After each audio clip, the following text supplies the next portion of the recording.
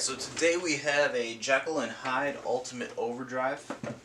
The problem with this one is, at least the cited problem, was that the battery connector needs to be replaced and the power connector does not work. So I don't want to just start plugging in and seeing what happens with this one. I just kind of want to open it up and see what I can find.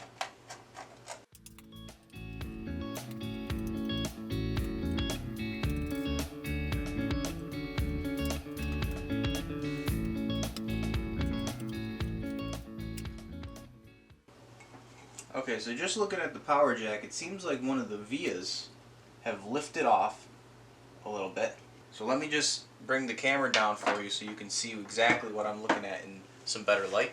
Okay, so here we have our jack, and if I bring it up, you can see that the via is a bit lifted from where it should be. You see that? So what I think we're going to do is we're definitely going to resolder that, but we're also probably going to jump. I have a little jumper wire going from maybe there to up there, and hopefully that'll solve the issue. So we're just going to wait for our soldering iron to warm up real quick. I've never actually heard this overdrive before, so I'm excited to hear it. Another thing was that the battery comes loose, so it seems like he just needs a new one of these, and that should be simple enough. New battery connector. So once we get this all sorted out, we can address that issue. Okay.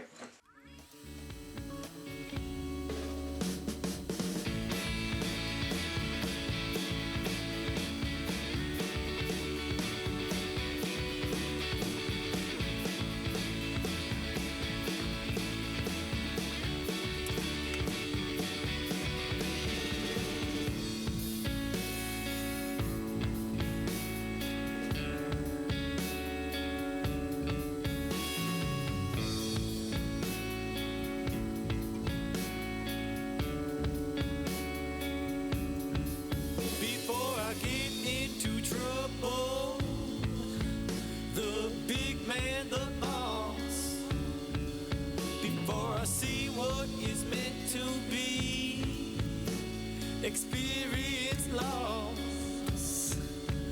Push my hand back in out of my face. Wonder what she looks like at least. Take 2 steps backwards. Get myself fitted for my cross.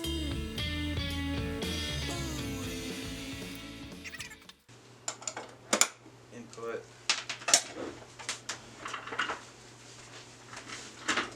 So this Jekyll Hyde Ultimate Overdrive takes in 9 volts DC, so fairly standard. Always negative tip. And look at that, we have on and off. So very good. Let's just make sure that we get sound out of it.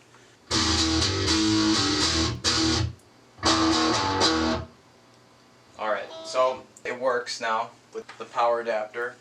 So now we're going to just see how it works with the battery. It was saying that the battery doesn't stay in. So let's just take a battery that we have and plug her in. See what happens. So yeah, it's very loose. See that? It's not ideal. So now we get to take it apart and replace the battery connector. Sweet. Let's do it.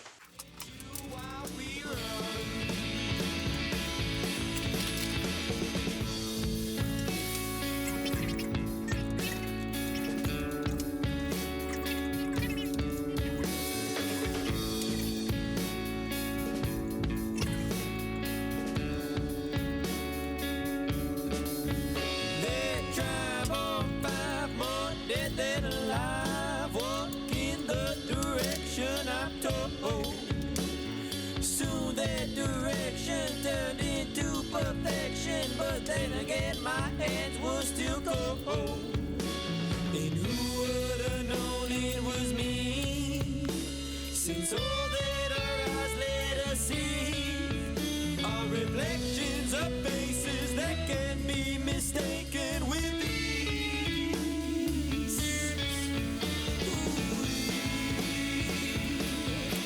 Look what you've done to me.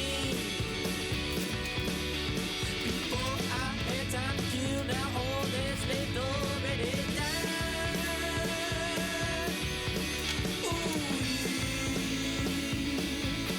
Now won't you run with me? Let your book girl turn in. Relax, girl, you again. Set your soul down here. Can't carry with you while we run on.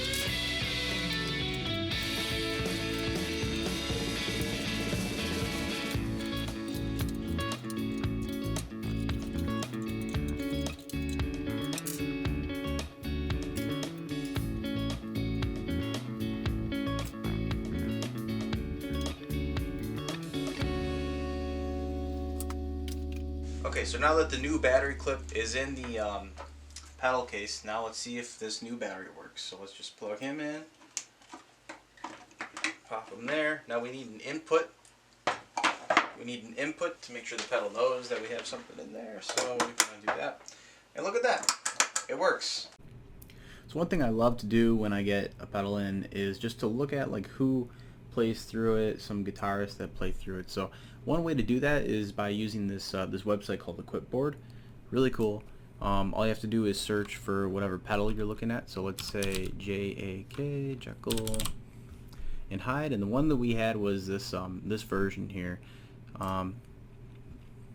This guy right here. So if we go down, there seems to be 4 artists. I looked into each one. It seems like one really cool use of it was in the beginning of this song here called Zoom by Last Dinosaurs by a guitarist named Lachlan Caskey. He goes over it in this interview here, and you can see a picture of it right here. Zoom intro Lach, and I suggest that you look up the song. You just look up the intro to it. It's a pretty cool intro. So it's pretty cool use of the pedal. Apparently he used an old he says an old shitty Behringer pedal into a Pog with a Jekyll Hyde Overdrive at the start of the chain.